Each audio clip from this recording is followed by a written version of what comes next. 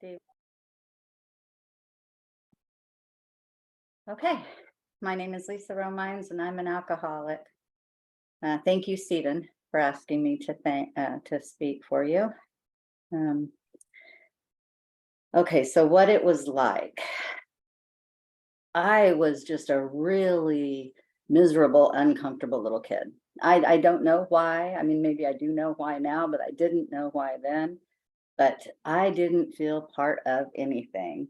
Um, I didn't feel part of my family. I didn't feel connected with them at all. I felt really different from them. Um, I have a sister. She's 18 months older than me, and she was like the golden child. She just did everything right. I don't know how, but she just intuitively knew how to wake up and do the next right thing. And I woke up every morning trying to figure out how I could do this or that to get this or that and to feel the way I thought I needed to feel. I remember when I was a kid, I think I was in like fourth grade. I was standing like at the edge of the blacktop and the field at our elementary school, and I was just standing there watching all the kids play dodgeball and handball and tetherball and all that stuff. And I distinctly remember standing there thinking, Lisa, why can't you just do that? Just do that. Just go out on that playground and be a little kid and just have fun. But I could no more have done that than I could fly to Mars tonight. I mean, I just was so self-centered and so wrapped up in how I was feeling and what I was thinking. So I was 11 or 12 years old. I can't remember exactly which. And my mother had gotten a large tin of Tanqueray gin. It was like in a tin, like a fruit cake comes in for Christmas, but it was a big one, and it had a bottle of Tanqueray gin in it. And I have no idea why this one day I went up there on top of the refrigerator and opened that bottle and took a big old shot of that gin. But I will never in my life forget what happened when I did, because first it hurt like heck. Obviously, I was, but then it truly was that magic elixir that we hear about so much in Alcoholics Anonymous. All of those thoughts and feelings that I had that I was so bound up with just went away. And I could breathe, I could exhale all the way for the first time in my little life. I just, okay, this is good. Life is good. I can do this. I'm just as pretty as you, and I'm as smart as you, and I got this. I felt normal. I felt really, really normal. So it's kind of difficult for a youngster to maintain a level of alcohol necessary to feel like normal, I guess. So I did some crazy, insane things when I was younger. I first I went through all my mom's alcohol, which, by the way, this was one of my first funniest experiences in Alcoholics Anonymous. I don't know how we all know to mark the bottle and add water. I swear to God, how is it that every little alcoholic just knows to do that? Because nobody told me when I was 11 or 12 years old that if I was going to keep drinking that gin, I should mark the bottle and fill it up with water. And by the time I got to AA, I had done so many outside issues that my brain was so warped. And I know our stories are supposed to make us be able to identify with other alcoholics. But when I heard somebody mention that as a kid, they had drank their parents' booze and then marked a bottle and added water to it, I got all paranoid and thought I was never coming back to AA, because my first thought was, oh my God, they were following me way back then. I don't know how it is that kids just know to do that, but I did. And then I went through all of my friends' parents' liquor cabinets. And then, let's see, when I was in high school, there was a lady named Betty and her daughter, Rendine, and they worked at the Circle K right down the street from my house. And they were both drunks too. And I used to drink with them when they were not working. But when they were working, they did not like to stock the wine and beer coolers. And so they would let me do that for them, just keep all of the doors stocked to the brim with whatever they needed and all the bottles faced the right way and everything. And I could sit back there in the cooler and drink all I wanted. And I thought I had died and gone to heaven. So all summer, one summer in high school, I wore a parka And I sat back there in that cooler and I drank all the strawberry Boone's Farms and beers and whatever that I could possibly get down me. And then I'd throw up and then I'd wake up and I'd drink some more. And then it was awful. I went back to school that year because I didn't live too far from the beach, and all of my classmates had been taking the bus down to Coast Highway and hanging out at the beach all summer. They all came back with these golden tans and looking really nice, and I was white as a sheet and looked half dead. And they were asking me, Lisa, where have you been all summer? Nobody's seen you since school got out. And that should have told me something. That definitely should have told me something. You know, when I was a senior in high school, my mother got a divorce and she started taking my sister, who's 18 months older than me, and I out to the bars with her so she didn't have to go out alone. And I got to know everybody there and I shut down the place every night. And then when the people that I had gone to high school with, who had gotten on with their lives, they graduated from high school, then they went to college, maybe they got married, they bought homes, you know, they had careers, things like that. They all started turning 21, and I was a fixture at those bars because I had been hanging out there since I was like 17 years old with my mom. So I knew all the door people, all the bartenders, you know, all of the regular patrons and things. And that should have told me something. Everybody asked, you know, Lisa, what have you been doing since graduation? Nobody's seen you since then. That should have told me something, but it didn't. Um, I was told when I was young that I could never get pregnant. And if I did get pregnant, I would never be able to carry a baby to full term. So I don't know how many of you guys had an excuse to drink, but that was my built-in excuse. Well, I can never be a wife. I can never be a mother. Nobody's ever going to want to marry me, blah, blah, blah. Pour me, pour me, pour me another drink. And I used that for a really, really long time. Well, when I was, how old was I? 23, I got pregnant. And I tried really hard during that entire pregnancy not to drink. And I was still hanging out in those same country western bars, doing the same thing I had been. But when I found out I was pregnant, I tried really hard not to drink. But I didn't have any friends. I didn't have any family that didn't hang out in those country western bars. So I kept going to the same places and just not drinking.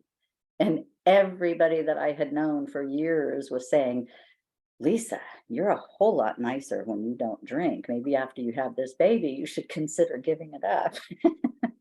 And that should have told me something, but it didn't.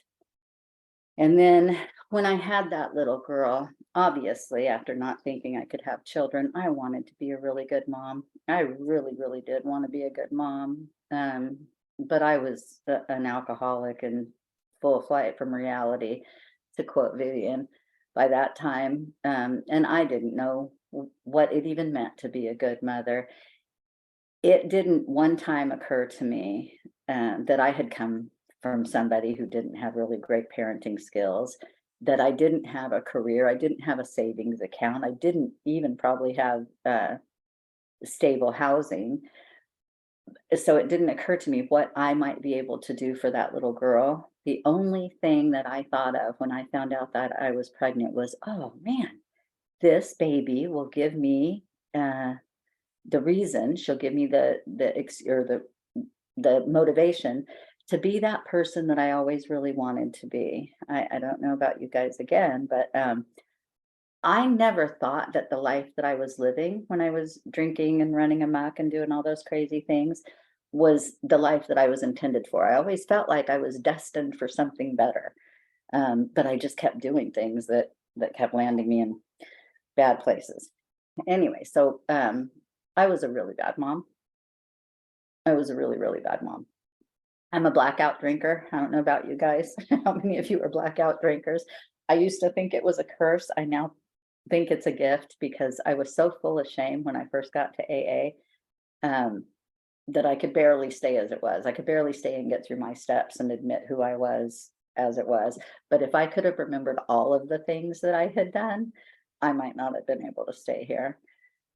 So when I had Skylar, there was a news story on about a mother out in San Bernardino that had left her baby at a taco stand. And my first thought was, oh my God, what a horrible human being. Even animals take care of their young. But that was immediately replaced with, well, hey, when I go into those blackouts, I could do that. I could see walking away from a baby. I have gone down to Mexico a whole lot of times on a like a Friday night and come to on a Wednesday and had absolutely no recall of what happened in between those nights. Um, so I thought I had probably better stop drinking so much alcohol, and maybe if I just switched and started doing more outside issues, more substances, that would make me a better mother. And I know that sounds absolutely insane right now, but that was my very best thinking at the time. So I did a lot of those other substances. By that time, I had 3 DUIs, by the way, and I don't like being told what to do. I don't know about you guys, but I hated authority figures and I hated being told what to do. So on my first DUI alone, I had 14 failures to appear. And it just, there were just too many things. They wanted you to pay these fines and go to these classes and go to these meetings and do all of this stuff.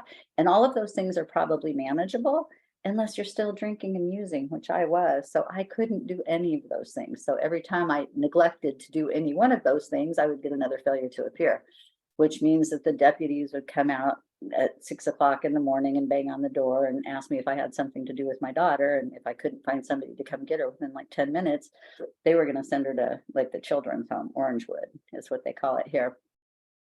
So I just got really lucky there. Um, but anyway, that kind of stuff scared me, and I really didn't want to lose my daughter. I really did want to be the best mom on the planet. I just didn't know what the problem was yet. I thought I was a bad person. I thought I was a really unlucky person. And then when I started doing those outside issues, I kind of lost my mind. So then I thought I was a crazy person. The first time I was 5150, which means a danger to yourself or others. Um, I that was scary to me. Jail was scary to me. I had never, my family didn't go to jail. A lot of the people that I hung out with had gone to jail, but the people that were in my family, nobody had gone to jail, and they didn't behave the way that I did. Um, so jail was really scary for me. But at least when you go to jail, you get a sentence end date, so you know when they're going to let you go from there. But when they started sending me to the psych ward, you have no idea when you're going to leave there. Basically, when you start acting normal, and I knew that I wasn't acting normal. The first time that I was there, I walked in and they did the intake, and then they gave me my tray of food and they said, okay, you go sit over at that table right there. And there were people on this side of the table and there were people on this side of the table. And I just stood there at the end of the table, like not knowing where to go, not knowing which place to sit.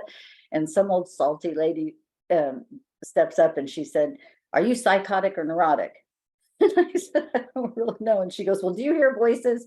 And I said, yeah. And she goes, okay, you sit on that side. And I swear to God, you guys, I was perfectly fine with that. I thought for the first time, I have found my tribe. These people get me. It's okay to be bat crap crazy. And nobody's going to judge me here. So I went back to that psych ward 3 or 4 times over that summer. That was in 1994. And I still just could not figure out what the problem was. I honestly didn't believe that it had anything to do with Jack Daniels. I didn't think it had anything to do with those Bill King Cobra beers that I used to drink.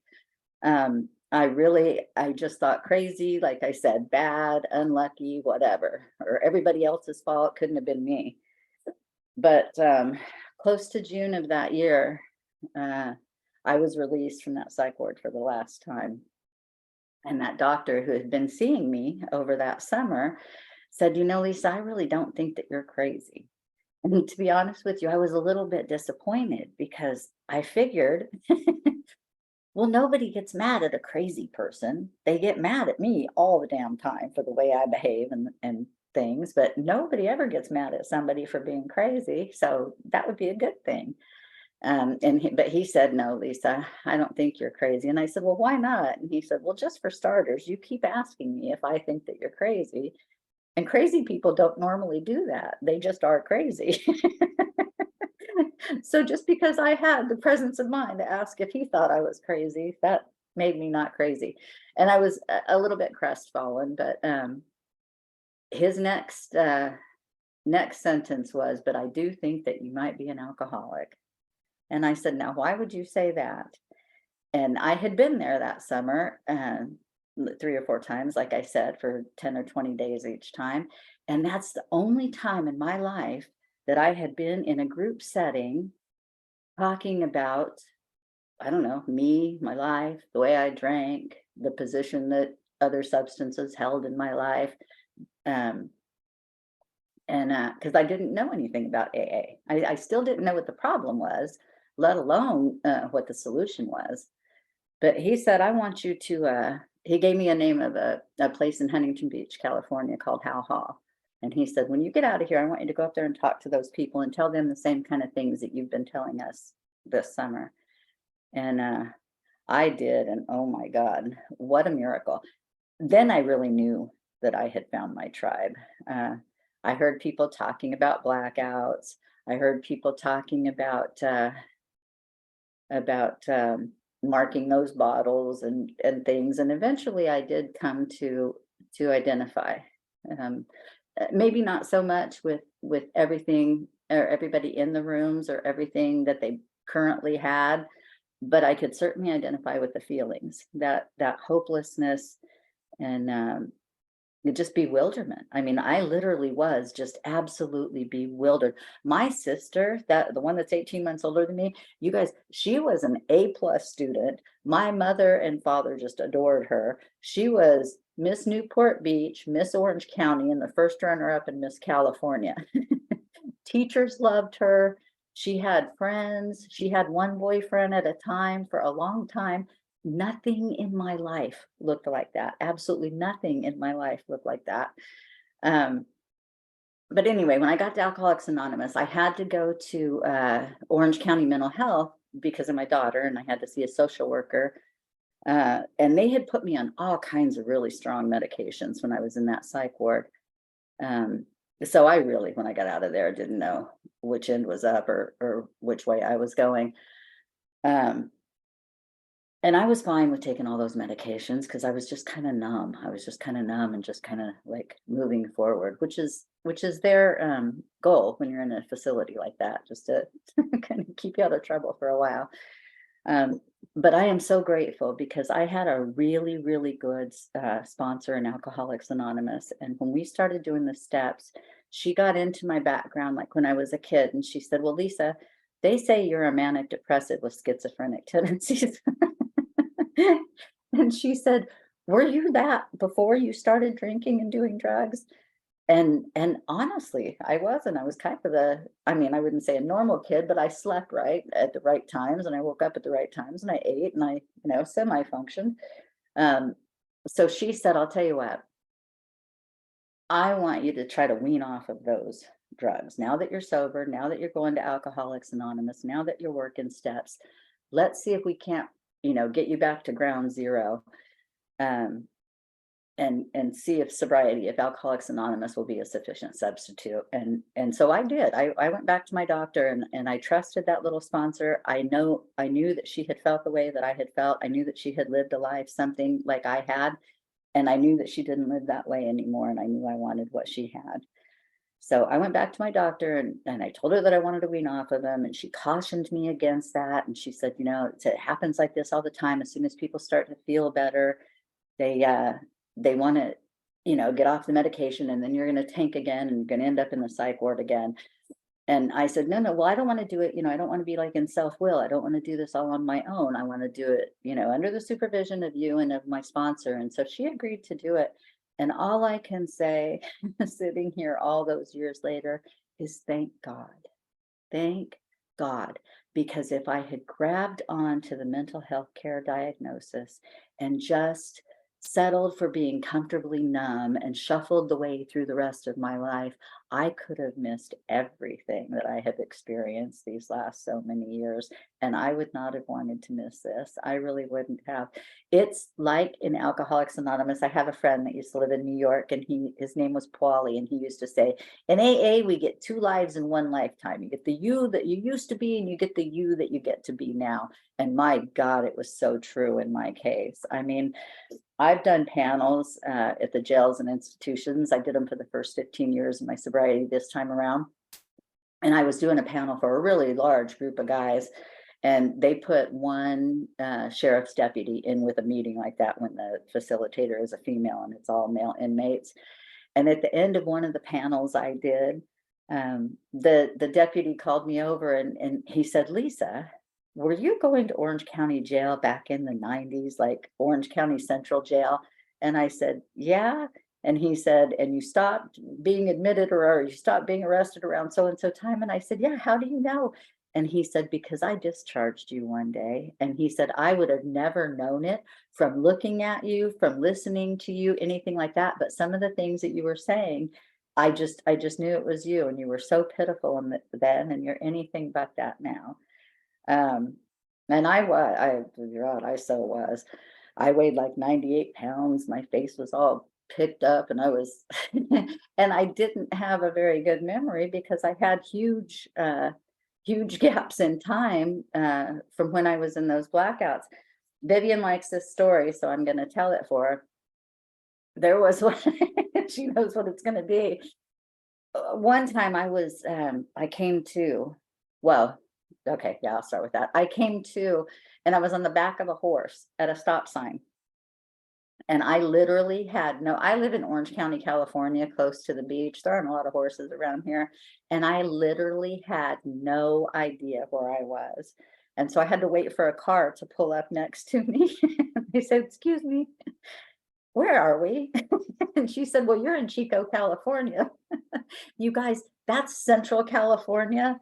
That's a good couple few hundred miles from here. And to this day, I could not tell you how I got there, whose horse that was, nothing about it. So when I first got sober, I'm sure that I did look somewhat crazy, although to anybody that knows us, they know it's more that alcoholic crazy than that mental health crazy.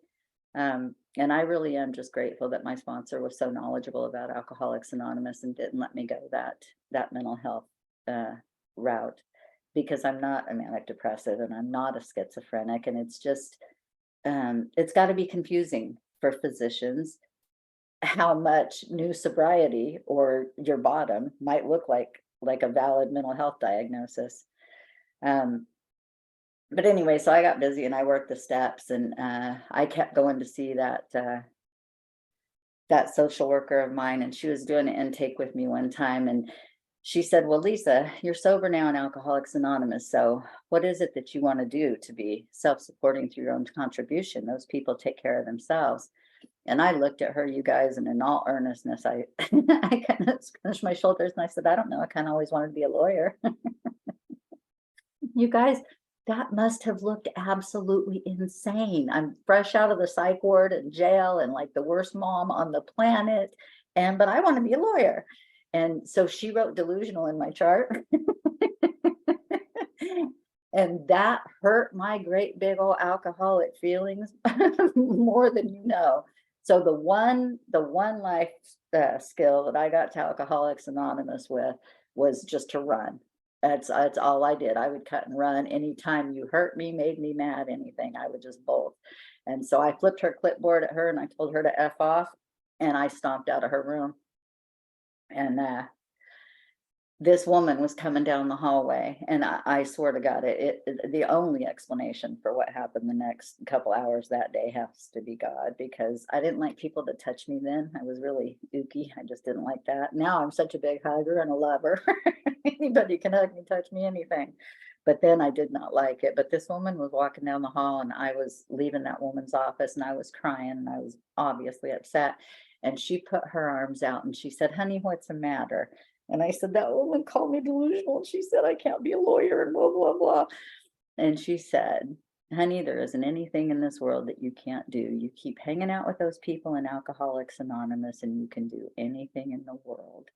And wow, truer words were never spoken. Um, I think she must have known a little something about our program. Anyway, I kept seeing her for the next couple of years, and she said, "Do you have any education? Did you ever go to college? Did you graduate from high school, et cetera?" And I did graduate from high school. And she said, "Well, why don't you go down to the junior college, start acting like somebody who wants to be a lawyer, take some classes." So I did, and then my sponsor was really on me about that whole self-supporting thing. So I found a job in a little law office answering telephones, and I hadn't worked for probably 10 years. Yeah, so fax machines had come along since the time I had worked. I barely knew how to answer a multi-line phone. Um, but I learned a lot about humility, despite what Mr. Todd may think of me, at that first job, because I truly didn't know anything. I mean, I didn't know anything, not just about electronics and things like that. I didn't know how to be a worker amongst workers. I didn't know how to get along with people, um, especially women. Sorry, ladies, I love y'all now, but oh my gosh, then. Women in offices, they talk a lot, and they talk a lot about each other, and then they all sit in the lunchroom and they're all friendly and nice to each other and things, and I just didn't get that. And so I just stomp in there at lunchtime and tell them all what I thought about them. And we used to have like big employee meetings about hurting Lisa's feelings or making Lisa mad or something. It took me a really long time just to be like another bozo on the bus, because oh my God, I was just so raw. But I stayed at that law firm for a couple of years, and I met this man named Ed, and he was married and he had kids and he worked there full time, and he had just graduated from law school and was taking the bar exam. And I said, "Wow, how'd you do that?" And he told me, but he said, "Why, Lisa, do you want to be a lawyer?" And again, I thought, well, maybe. And no college education, no nothing. I just thought I wanted to be a lawyer. So he told me about this school in Long Beach, and he said, "You ought to go up there and apply." And God, I swear to God, you guys, if I had known anything or not still been half crazy, I probably wouldn't have done it. But I learned from you guys that you just put one foot in front of the other and you just do the next right thing. So I walked into that administration office and or admissions office, and I filled out my application, and the lady was looking it over and she said, "Well, Lisa, we can't admit you to law school if you don't have a college education." Oh, I was so embarrassed. Oh my God, I was so embarrassed. And I was like, "Okay, thank you, bye." And I started to walk out the door, and she said, "But there is a thing called CLEP testing. And if you can take those tests, the bar exam will, or the state bar considers it the equivalent of a bachelor's degree. And if you could pass enough of those, I could admit you on that." I was like, "Okay." So I took a bunch of tests and I read a bunch of books, and it turns out that I'm not the dumbass I always thought I was, because I passed those tests. I still can't believe it, kind of. And they admitted me to law school. And oh my gosh, you guys, it was like a miracle to me. It was an absolute miracle to me. Just a couple years previous to that, I was like that close to pushing a shopping cart up and down Beach Boulevard, babbling to myself. I mean, I had lost all hope. My mother and sister had moved out back out here from Texas to establish residency so that they could take my daughter away from me, because, and rightfully they should have. I was a horrible mom. I was a terrible mom. Thank God I got sober when she was 5. Um, but so there I am in law school, and I did okay. I did okay that first year, and I passed the baby bar. And based on that, I transferred to that was a completely unaccredited law school. And then I transferred to a California state accredited law school. And I did okay there too. And I graduated, and I thought for sure. Oh, I relapsed once in between there. Sorry, should have told you about that. After that first year of law school, after I passed the baby bar, I relapsed. And then I started my little Christian law school. And oh my God, you guys, I was a mess. I was an absolute sober when I applied, drunk again by the time they had admitted me. And obviously it was just a completely different person. I was going to my little Christian law school during the day, and we would start each class with a prayer, and then I was doing ecstasy and hanging out at Club Rubber in the evening. It was a mess. It was an absolute mess. I was a mess. But God is so good to me because, I relapsed when I was in hanging out with all of my law school friends.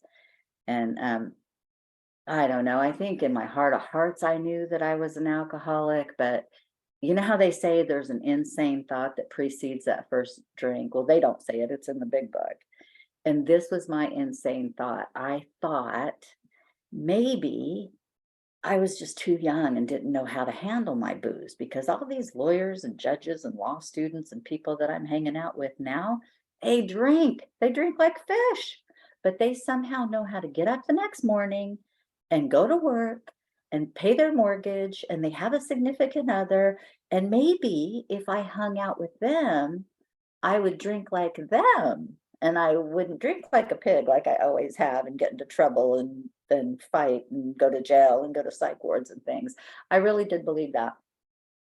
But thank God, I really did send up a little prayer. And I said, God, if it turns out that I really am one of those alcoholics, you please don't let me like hurt anybody or go back to jail or the nut house or anything. Just a little pat on the butt and I'll run back to Alcoholics Anonymous. And I meant that, you guys. I meant that with my whole heart and soul. And I don't know how many of you have ever relapsed, but coming back is hard. It's just hard.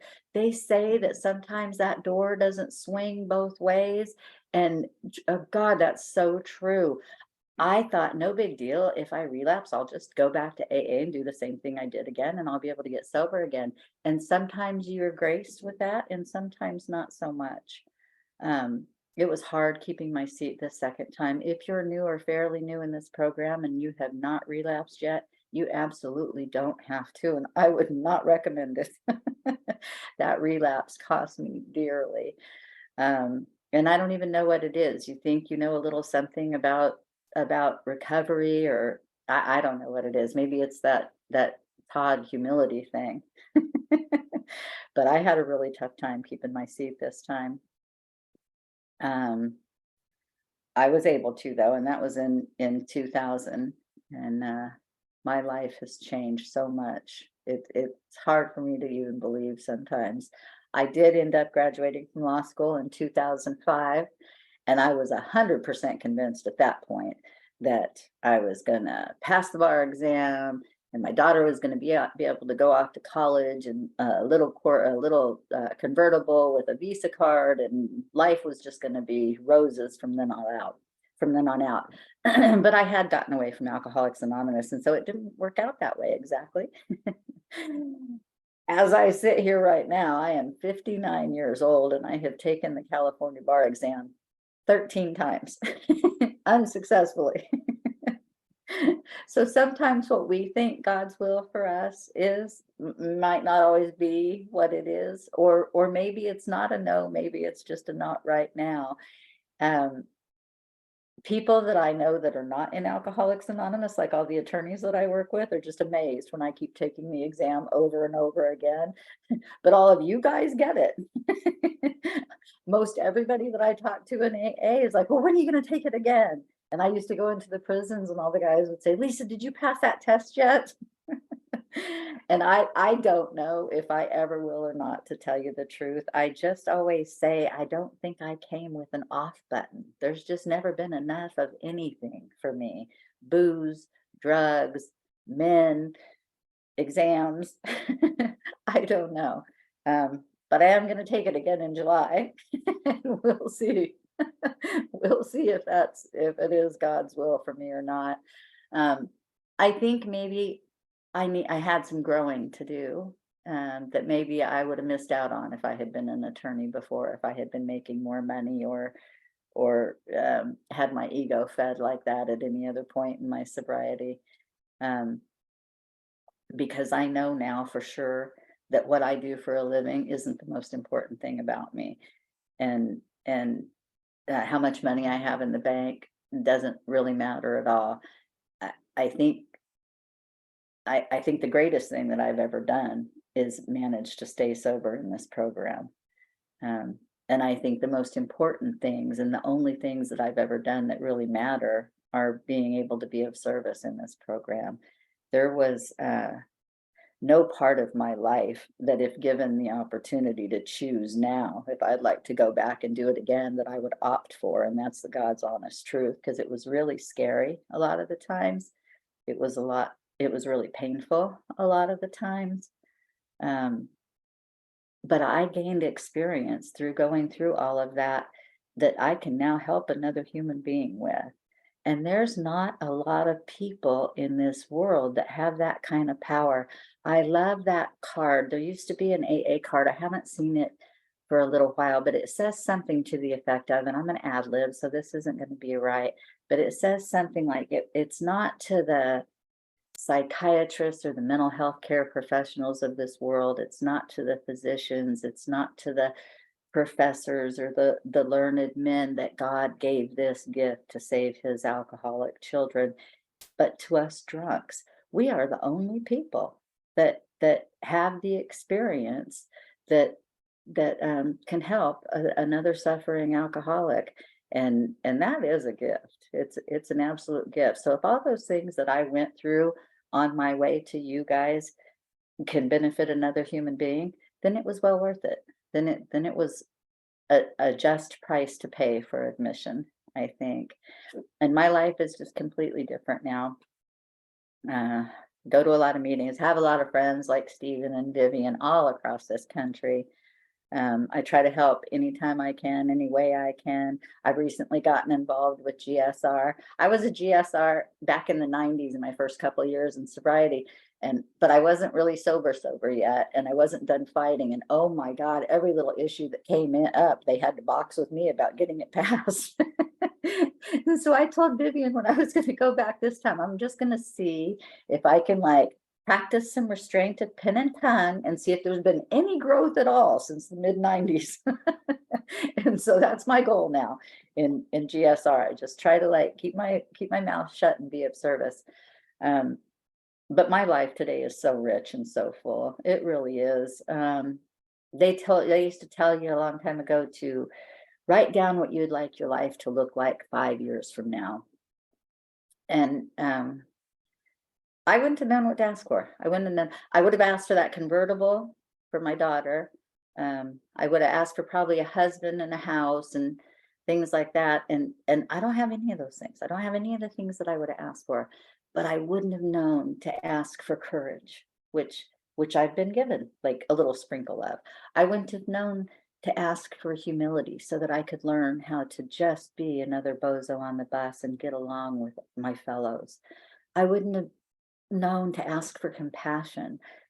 God, all I cared about was what I was thinking and how I felt. I wouldn't have known to that somewhere I had the capacity to be empathetic and to actually hurt for another person's suffering and have a genuine desire to help that person lift themselves up. I wouldn't have known to ask for any of those things. I would have asked for a bank account and a hymn and other things. I wouldn't have known faith. I would have never known to ask for faith. I wouldn't have known to ask for this design for living that we've been given in Alcoholics Anonymous. Bad times come. Bad times come in every life. They're going to be here. And there's a story in the back of the book that talks about Alcoholics Anonymous and meetings and service work being something like an insurance policy. And that if you do your bit in AA, if you attend enough meetings, if you welcome enough newcomers, if you take on some service commitments, that when the time comes, when hard times befall you, that you'll be able to meet that because your premiums will be paid up on that insurance policy. And I didn't know that. I didn't know that when my sponsor told me to go to a meeting every day and get a commitment at every single meeting. But thank God I listened. Thank God I listened, because tough times do come. I've got a daughter that struggles with this thing. And oh man, she left me one time. Let's see, I was 3 years sober this time. So it was 2003. And she was like 15 and a half. And in my little mind, my perception was that I was doing everything in this world that I could do to be a better mother and a sober person. And in her little brain, and I'm not faulting her for this or judging her for this, she told me, I don't want a mom that's an alcoholic. I don't care if you're sober or not. And you kind of can't fault her for that. I mean, there's no little girl on this planet that grows up saying, oh, I really wish my mom was a drunk. But so we've had a really tough time. We've had a really, really tough time. But you know what? When she got pregnant, which was 10 or so years ago now, um, and it turned out to be twins, she had seen enough of a change in me that she asked me to move in with her and help her raise her little girls. And that's a blessing, you guys. I mean, that's something that I wouldn't have wanted to miss for sure. She has subsequently got mad at me again, and she hasn't spoken to me now, and I haven't seen those little girls since Christmas. And that's hard. That's really hard because I was a bad mom. I would never say anything different. I was not a very good mom, but I am a really good grandma, and I love those little girls. So being alienated from them is kind of tough. But you know what? I have tools. I have tools to recognize when I'm powerless over people, places, and things. I can put her name in that third step prayer and say it every day and trust God, have enough faith in the same God that got me sober and has given me this amazing life, can do the same for her. And then just leave it alone. And that's the tough part for me. Just leave it alone. There's nothing in this world, no situation that's ever going to happen, no dispute that's ever going to arise that my involvement could ever make better. But when I can just have faith and honestly surrender something and turn it over and just say, God, you can, I know you can, I can't, I absolutely can't. I think I'm going to let you, and then do that. And it just works out. It just works out. Maybe not when I want it to, maybe not exactly how I want it to, but it does work out. Um, my dad died about 2 weeks ago. Oh God, now I might cry, sorry. And I have always been a daddy's girl. My mom and sister were blondes, and they were thick as thieves, and me and my daddy are the drunks, and we're both brunettes, and we were thick as thieves. And we got to be sober for a little while in this program together. I think he was 65 years old when he got sober, probably about 15 years ago. And we we had 1.5 years. I used to pray for my dad to get sober before he died, just so he could know how good life was. And that is a cautionary tale about praying for specific things, because I didn't know to say, oh, and God let him stay sober for an extended period of time. He did get to get sober. He did realize how great life could be. He had friends. He felt good inside, just all of the things we get when we get to be sober. Um, but he wasn't able to stay sober. So after a year and a half, he drank. Uh, and he's been mm, restlessly irritable and discontent, let's just say, since then. And that's been about 12 or 13 years ago. And his health has been declining. But I had so many miracles happen with my dad and his alcoholism. I used to tell him, uh, about my story and things. I would try to share aspects of my drinking so that hopefully he could identify and that he might someday want to join me on this path. But he used to say things like, gosh, Lisa, I'm so glad you got sober, honey. And if my drinking ever gets that bad, I will too. Oh my gosh. But one time he was in the hospital. He lived in Tennessee, in Knoxville or outside of Knoxville. And he was in the hospital and they weren't sure whether he was going to make it or not. They had to do a procedure on him. He was a heart failure patient. And he had told me previously that he didn't want me going to A&A meetings in our hometown because he had grown up with those people and he didn't want me embarrassing him. And so I didn't. I would go to towns and I'd go down here or over there. I'd go anywhere except Rockford or our little Alcoa meetings. But that night, I stayed the night with him in the hospital because they didn't know if he was going to make it, and I didn't want him to die alone. And we were talking about AA, and he said, Lisa, I don't care if you want to go to meetings in our hometown, and I'm not embarrassed of you being in Alcoholics Anonymous anymore. And I said, you're not? And he said, no. And if I could get up out of this bed, I'd go with you, honey. And that's a gift, you guys. That's such a gift that my dad got, that we got to share this thing. Um, he died a couple weeks ago, and my sister and I went through his house and we cleaned up a lot of his belongings. And I told my sister, I don't really want anything, but I want his AA books. And so I've got his big book that has his initials on it, and the his daily reflections, and his 12 and 12. And oh my God, it's so neat in the morning just reading the things that he highlighted and that he underlined. Um, because we shared this thing, the same thing that I get out of being sober. He had realized that too. Um, and I'm sure that his life would have improved, and he might not have died the way he died had he been able to stay sober. But not everybody gets this thing. It really is grace, and I'm just so incredibly grateful that I've been able to stay. I don't always do everything right. I'm a little bit obstinate, just a tiny bit, Vivian. Um, he's laughing, but I am very humble, Stephen. But what I do is I keep showing up. I keep suiting up, and I keep showing up, and I try not to pay attention to what I'm thinking or feeling. And I really do try to help other people. There isn't much that I wouldn't do for a woman suffering from alcoholism that crosses my path to try to help her, because it's just the most important thing that I will ever do. And I guess that's probably about enough out of me. So thank you again, Stephen, for asking me to speak. That's it.